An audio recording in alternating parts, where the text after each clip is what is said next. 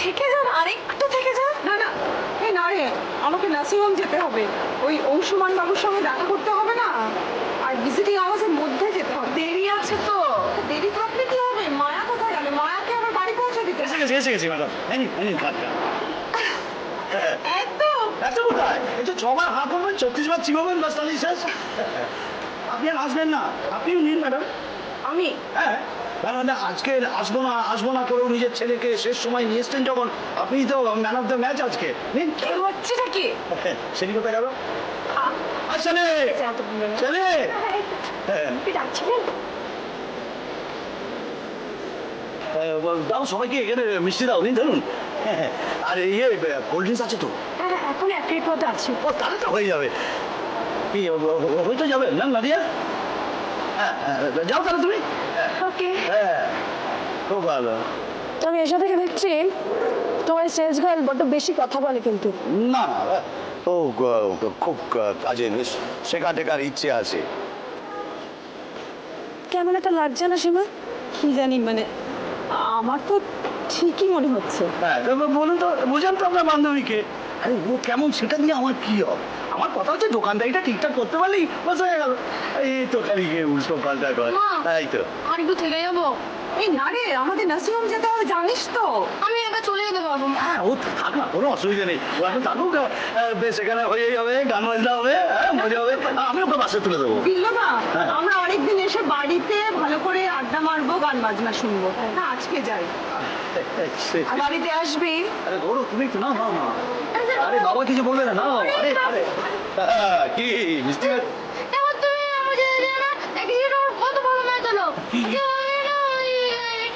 করেছে। কে সুদীপ? হ্যাঁ। তো কি হয়েছে তাতে? আরে পরে মানে তুই দেখবি সেঞ্চুরি করবি। আমি ভেবেছি এমনি পুজো টুজো হবে। আরে এ তো দেখছি এলাই ব্যাপার। দূর, এলাই আবার কোথায়? এই ঘরের লোক যাতে মিষ্টি খাবে তা আবার এলাই, আপনিও বলেন। মায়া, নেক্সট ইয়ার তোমার তো খুব মজা। এই সময় পরীক্ষা টেনশন নেই, একেবারে ছাড়া হাত পা। ও অভিজ্ঞবাবু, আপনার সাথে আমার একটা কথা ছিল। আমার সাথে বলুন। আমি মায়ের কাছ থেকে শুনলাম যে আপনি ম্যাথসে খুব ভালো, তো আপনি যদি ম্যাথসটা একটুখানি দেখিয়ে দেন। না না, মানে আপনার সুবিধে মতোই আপনি যদি দেখিয়ে দেন। কি পড়াবেন তো? নিশ্চয়ই, আপনি যখন বলছেন নিশ্চয়ই দেখাবো। Thank you sir. মালার ছেলের ব্যাপারে কিছু বলি অভিজ্ঞবাবু? না, ওর প্যারেন্টসের আসতে বলা হয়েছিল, ওনারা এখন আসেননি। কি যে করে ওরা, তো কি বলবি বল? গৌরব চল তো দেখে যা। এই মায়া, বেশি দূর যাস না, একটু পরে যাবো কিন্তু। ও আচ্ছা, হ্যাঁ ইয়ে এই মালার কথা বলতে মনে পড়ে গেল, অরিন্দম বাবু একদিন আমার দোকানে এসেছিলেন। তাই? হ্যাঁ, সঙ্গে একজন মহিলা ছিল। কি হলো আবার? একটু জল দাও না, হ্যাঁ মেয়েটিকে বলো। বলতো। আচ্ছা না আইসালি, কোথায় গেল আইসালি? বিল্লবাবু কি বলছেন? হ্যাঁ, ও বলছিল যে ওই মালার স্বামী মানে অরিন্দম বাবু একবার এসেছিলেন আমাদের এই দোকানে ওর অফিস কলিগকে নিয়ে, সে ব্যাপারই বলছি। ও আচ্ছা আচ্ছা।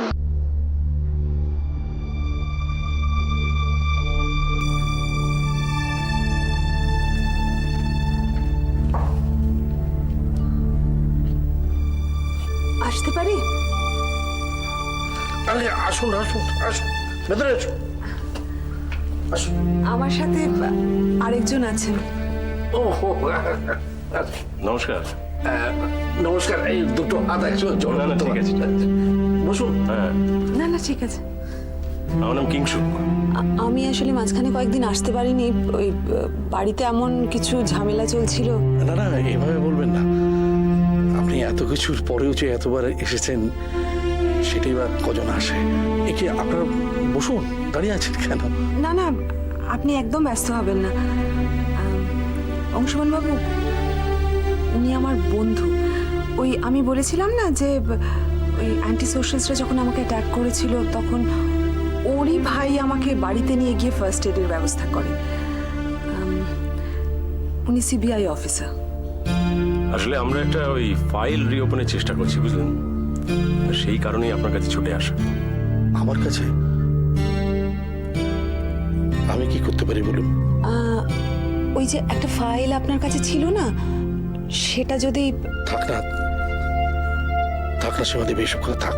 সরি সরি সরি, আমি বুঝতে পারছি আপনি বিষয়টা নিয়ে কথা বলা পছন্দ করছেন না। না কিংশুক বাবু, বিষয়টা পছন্দ অপছন্দের ব্যাপার নয়, বিষয়টা ভয়ের। বাড়িতে আমার বুড়ি মা অসুস্থ অশক্ত, এখন কি অবস্থায় আছেন কে জানে। আমি এদিকে পড়ে আছি, ওদিকে কি অবস্থা হচ্ছে আমি তো জানতে পারছি না। কিন্তু আপনার অফিসের লোকজনরা যদি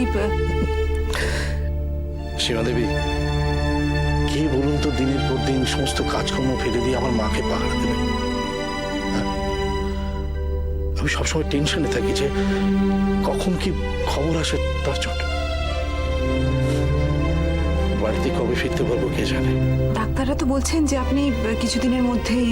ডাক্তারবাবু তো সবসময় আশার বাণী শোনাচ্ছেন, বলছেন যে আমি নাকি ইমপ্রুভ করছি। আপনি জানেন আমি বেশিক্ষণ হাঁটতে পারি না, বেশিক্ষণ বসে থাকতে পারে আমার কোমরে যন্ত্রণা। আমি সেদিনকার কথা বলতে পারি না, ওরা আমার শরীরটাকে নিয়েছে। কিংশুক বাবু এরপরেও বলেন যে আমি আবার ওদের বিরুদ্ধে যুদ্ধ করতে না। না না না, আপনাকে কিচ্ছু করতে হবে না অংশুমানবাবু, আমি আপনার মনের অবস্থা বুঝতে পারছি। আসলে আসলে ওই সময়টা নিয়ে কিছু প্রশ্ন আছে বুঝবেন, যেটা আপনি ছাড়া আর কেউ উত্তর দিতে পারবে না। আচ্ছা একটা কথা বলুন তো, এতগুলো তো মানুষ যাচ্ছিল, তার মধ্যে বেছে বেছে কেন আমাদের দুজনকে বেছে নেওয়া হলো হুমকি দেওয়ার জন্য? হ্যাঁ কিংশুক বাবু, সেই উত্তরটা আমিও জানি না, জানতে চাইও না। আমার চোখের সামনে এখনো ভাসে জানেন তো, যে আমি বাড়ি থেকে বেরোচ্ছি, বেরোবার ওই গাড়িটা সরাসরি এসে আমার কোমরে এমন ভাবে, আমি বলতে পারি না, আমার গাড়িটা আমার পায়ের উপর দিয়ে। থাক থাক থাক, ঠিক আছে ঠিক আছে ঠিক আছে, বারবার কথাটা মনে করতে হবে না আপনাকে। মনে তো করতে চাই না,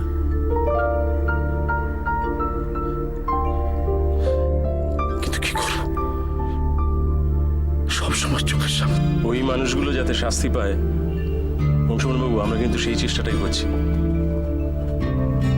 আপনি সুস্থ হয়ে উঠুন, তারপর দেখবেন ওই রাঘব বোয়াল চুনোপুটি সকলেই কিন্তু শ্রীঘরে যাবে যাবে। সংসারের জন্য খেটে খেটে হার মাস কালি হয়ে গেল, কারোর মন পেলাম না। আর এই যে এক শয়তান ছেলে হয়েছে, মারা পড়ালে পড়বো না কেন রে? আমি তো পড়েছিলাম। পড়েছিলি তো পাশ করতে পারলি না কেন? কেন পাশ করতে পারলি না বল? কটা মা তার ছেলেকে সামনে বসিয়ে পড়াতে পারে? যেসব মায়েরা চাকরি বাকরি করে তাদের ছেলেমেয়েরা পাশ করে না, করে কি না? আমার বড় মুখ করে বলছো পড়েছিলাম। লাগছে বলেই তো মারছি। ছি ছি ছি ছি ছি ছি, সবাই পাশ করে গেল, তুই একা ফেল করেছিস, থাকবি ওই এক ক্লাসে। ছি, তোর বয়সে সবকটা ছেলে মেয়ে দিয়া সোমো সব পাশ করে গেল। আমার মাথা কাটা যাচ্ছে।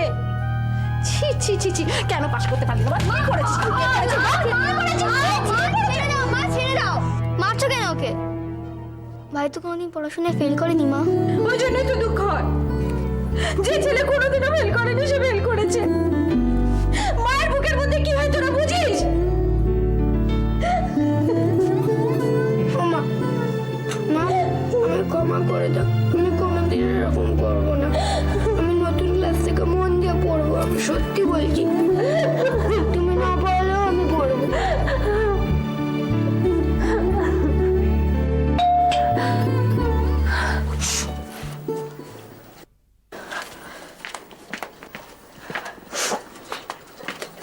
শোনো অবশ্য বৌদি,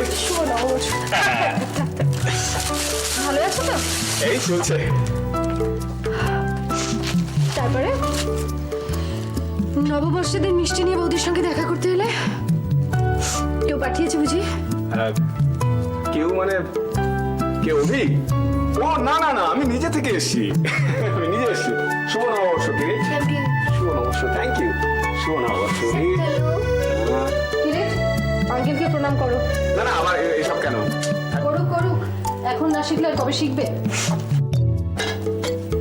অনেক আশীর্বাদ করলাম তোমাকে, তোমাকে অনেক আশীর্বাদ করলাম, অনেক বড় হবে। দিদি, দিদিকে নিয়ে ভেতরে যাও।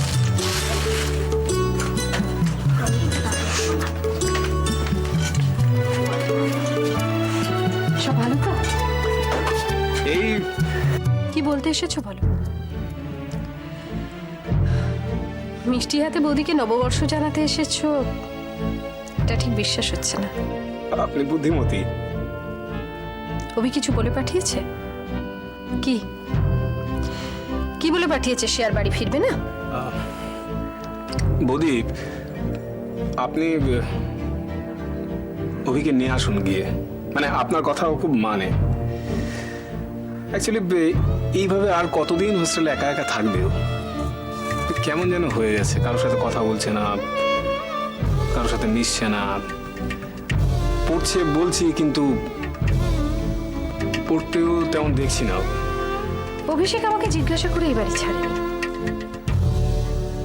কেন বাড়ি ছেড়ে চলে গেছে সেটা আমাকে জানানোর প্রয়োজনও মনে করেনি। অ্যাডাল্ট যা ভালো মনে করেছে সেটাই করেছে। আজ অভি যদি বাড়িতে থাকতো তাহলে কিরিটকে ক্লাসে বন্ড দিয়ে ওঠাতে হতো না। আমি পারবো না কৌশিক, আমি পারবো না অভিষেককে এই বাড়িতে আসতে বলতে। কেন জানো তো? কারণ জীবন থেকে যে পালিয়েছে আমি তাকে সহ্য করতে পারি না। আমার কাউকে দরকার নেই। আমি নিজে কিরিটের স্কুলে গিয়ে বন্ড দিয়ে আসবো, নিজে। মা দেখো এটা কেমন মোটা হয়ে থাকলো। কিচ্ছু মোটা হয়নি, ঠিক আছে একদম। দেখো না এখানটা কেমন মোটা। আবার আর শাড়িটা তো বড়, একটু তো মোটা হবেই। চুলটা ঠিক করে দাও।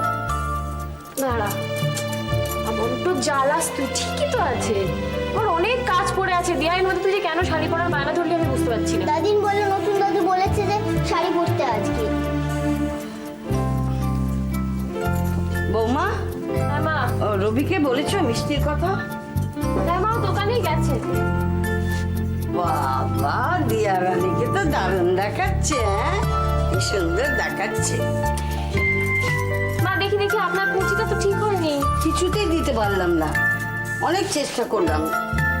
দাদি তোমাকেও না একবারে রানী মুখার্জির মতো লাগছে। আর দূর পাগলি, তুই তো সবাইকে রানী মুখার্জি দেখছিস। পাকা বুড়ি হয়েছে। ঠিক আছে, ঠিক আছে। আচ্ছা বৌমা, একটু দরজার সামনে আলপনা দিলে কেমন হয়? বলে দিয়ে দেবো। তাহলে একটু মিক্সিতে চাল গুঁড়ো করে নাও। চাল গুঁড়োর দরকার নেই মা, সাদা পোস্টার কালার দিয়ে দিলেই তো হবে। না না, চাল গুঁড়োটা হচ্ছে শুভ, বুঝলে না? আচ্ছা আমি গুঁড়ো করে নিয়ে আসছি। না না, আমি করে দিচ্ছি। তাহলে আগে তুমি নতুন শাড়িটা পরো। হ্যাঁ, যাও তাড়াতাড়ি করো। ধরো ধরো ধরো। ভাই কি গো, তুমি কি পুরো দোকান উঠে নিয়ে এসছো মনে হচ্ছে তো আমার। না না, দেখো কত লোকজন আসবে, ঠিক লেগে যাবে। ও বাবা, ইয়ারানিকে তো পুরো লেডি লাগছে। শুরু হয়েছে বলতো সকাল থেকে। আজকে নববর্ষ না তো আরে আজকে সারাদিন আনন্দ হবে, হইচই হবে, একটা ইয়ে হবে। শঙ্কর কাকু বিকেলে আসছে না? এই সোনা একটু হাত লাগাতো, চারটে সোফা এগুলো সরিয়ে ফড়ি ফেলি। দেখ না দাদাকে একটু হেল্প কর না। বাড়ির সবাই বাবা, উফ। হ্যাঁ ঠিক আছে, কোনো কই বাত নেই, আমি একাই করছি। হ্যাঁ আমি ধরো রে রবি, আমি ধরো। ও বাবা,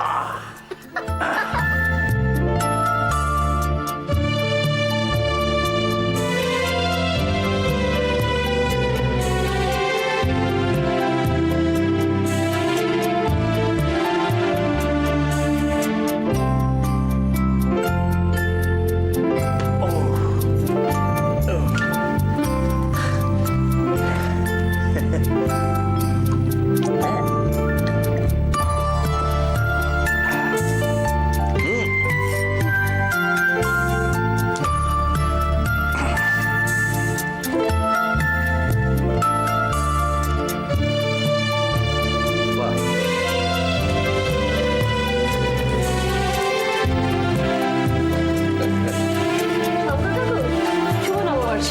শুভ নববর্ষ, শুভ নববর্ষ, শুভ নববর্ষ।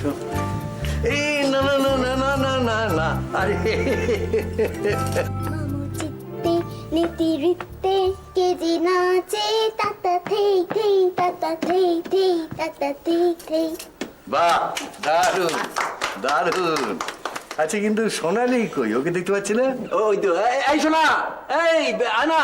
আচ্ছা শিবু, তোমার মনে আছে একবার নববর্ষের দিন তোমাদের বাড়ির ছাদে আমরা একটা জলসার আয়োজন করেছিলাম? হ্যাঁ মনে আছে, সেদিন তুমি একটা কবিতা বলেছিলে, তারও কিছুটা মনে আছে। চুল তার কবেকার, অন্ধকার বিদিশার দিশা, মুখ তার শ্রাবস্তির কারুকার্য, অতি দূর সমুদ্রের পর হাল ভেঙে যে নাবিক হারাইছে দিশা, সবুজ ঘাসের দেশ যখন সে চোখে দেখে দারুচিনি দ্বীপের ভিতর, তেমনি দেখেছি তারে অন্ধকারে, বলেছে সে। এতদিন কোথায় ছিলে? পাখির নীড়ের মতো চোখ তুলে নাটোরের বনলতা সেন।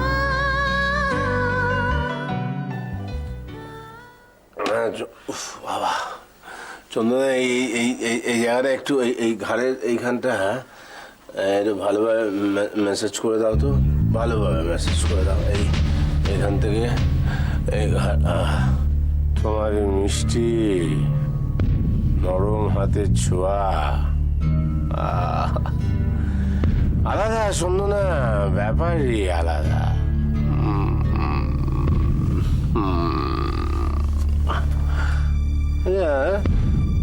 সবাই তোমার মতো এমন হয় না কেন বলো তো?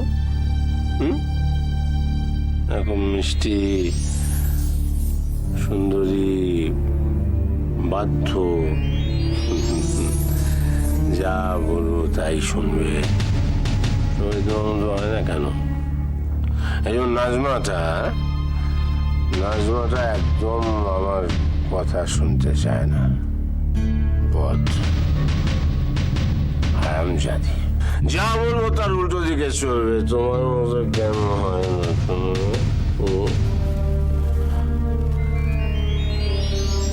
আজ কিন্তু একটু বেশি বাড়াবাড়ি হয়ে যাচ্ছে। আজ তো ভেসে যাওয়ার দিন, আজ আমার ভেসে যাওয়ার দিন। আজ আবার প্রমাণ হয়েছে যে হরনাথ হালদারের থাবা থেকে কেউ পালাতে পারে। লাশটা পুঁতে দিয়ে এসেছে। লাশ? নাজমার লাশ।